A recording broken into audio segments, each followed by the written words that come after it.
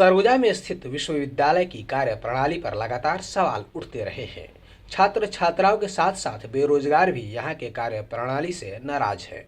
नियुक्ति हेतु विज्ञापन निकालकर दो बार भर्ती प्रक्रिया निरस्त कर दी जाती है, लेकिन अंदर खाने कैसे दैनिक वेतनभोगी के रूप में नियुक्ति हो रही है, किसी के समझ में नहीं आ रहा है, जिसे लेकर लगातार सरगुजा के युवाओं में आक्रोश है। संत गहरा गुरु विश्वविद्यालय में नियुक्ति को लेकर भाजयुमो नाराज भारतीय जनता युवा मोर्चा के जिला अध्यक्ष विश्वविजय सिंह तोमर ने खबरी चौक से बात करते हुए यहां तक कह दिया कि एक धर्म विशेष के लोगों को नियुक्ति में अहमियत दी जा रही है। यूनिवर्सिटी में भ्रष्टाचार भी चरम सीमा पर है। देखिए, सरगुजा विश्वविद्यालय भ्रष्टाचार का अड्डा बन गया है और मनमानी नियुक्तियां हो रही हैं।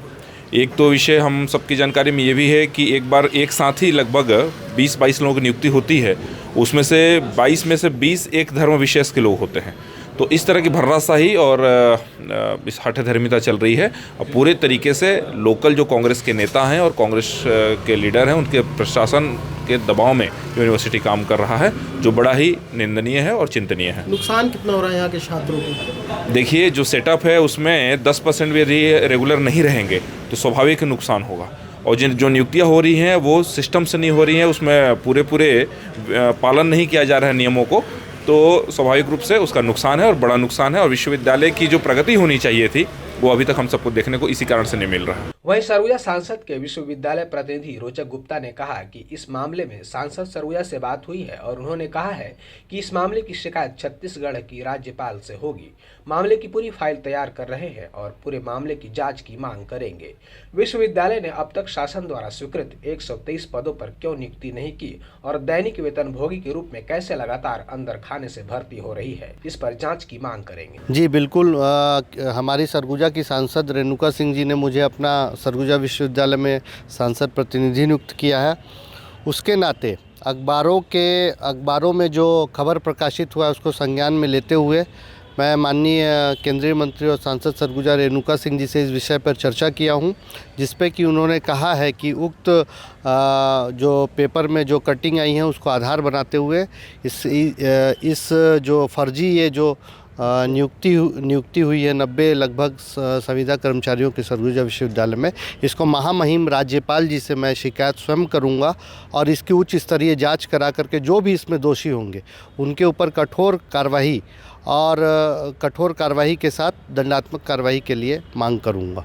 वहीं भाजयुमो कार्यकर्ता सक्षम गुप्ता ने कहा कि विश्वविद्यालय की पूरी व्यवस्था चरमरा गई है, छात्र छात्राओं को काफ़ी दिक्कतें हो रही है। भैया, मैं आपके माध्यम से बोलना चाहूँगा कि अंबिकापुर के संभाग में, सरगुजा संभाग में बहुत ही बड़ा विद्यालय है सरगुजा यूनिवर्सिटी, और यहाँ पर जिस प्रकार से अभी पेपर में बताया गया आपके माध्यम से कि यहाँ फर्जी तरह से काम किया जाता है और जिस प्रकार से यहाँ नियुक्ति की जाती है और यहाँ जो टीचर हैं अपने यूनिवर्सिटी में एक भी काम सही ढंग से नहीं हो रहा है। इससे कारण छात्रों को बहुत ही परेशानी का सामना करना पड़ता है और इसके कारण छात्र भी अपने भविष्य के लिए बहुत चिंतित हैं।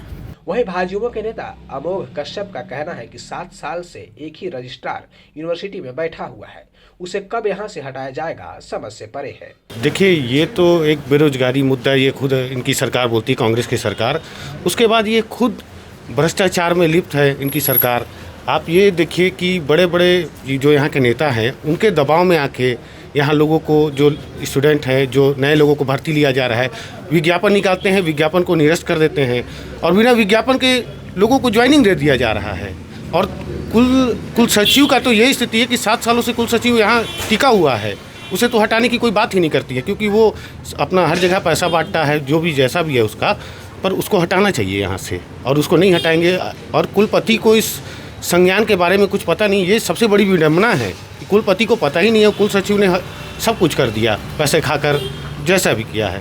कितना नुकसान यहाँ के छात्रों को हो रहा है, कितना असर पड़ रहा है उनके पढ़ाई पर? छात्रों को तो बोल सकते नुकसान, काफ़ी ज़्यादा नुकसान है। छात्र हताश हो गए हैं, क्योंकि ना सरकार नौकरी दे पा रही है और जहाँ नौकरी की उम्मीद इनको लगती है वहाँ भी ये पैसा खा के नौकरी मिल जाते हैं, दूसरे को नौकरी दे देते हैं। जो पात्र लोग हैं वो बेरोजगार हैं, जो अपात्र हैं वो रोजगार में पा रहे हैं। अब देखना होगा कि सांसद सरगुजा के पत्र के बाद विश्वविद्यालय के मामले में क्या कार्रवाई होगी अथवा यह मामला यूं सालों साल खिंचता रहेगा।